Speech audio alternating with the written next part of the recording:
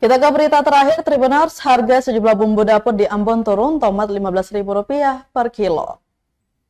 Sejumlah bahan bumbu dapur di Pasar Batu Merah mengalami penurunan Minggu 14 Juli 2024, diantaranya cabai rawit, cabai keriting, dan tomat. Untuk cabai keriting dijual per kilogram Rp60.000, harga tersebut turun dari harga sebelumnya Rp80.000 per kilogram. Sedangkan cabai rawit kini dijual Rp50.000 per kilogram setelah sebelumnya dijual Rp80.000 per kilogram. Hal yang sama juga terjadi pada bahan dapur seperti tomat, dijual saat ini per kilo Rp15.000 dari harga sebelumnya Rp30.000. Untuk jeruk limau dijual per kilo Rp10.000, harganya masih tetap dalam 1 bulan ini. Sedangkan penurunan sejumlah komoditi bumbu dapur sejak 1 minggu terakhir, hal ini dikarenakan stok bahan bumbu dapur melimpah di pasar kota Ambon.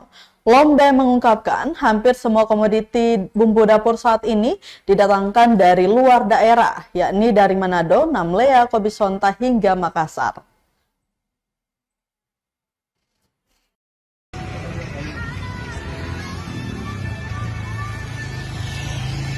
Download Tribun X sekarang, menghadirkan lokal menjadi Indonesia.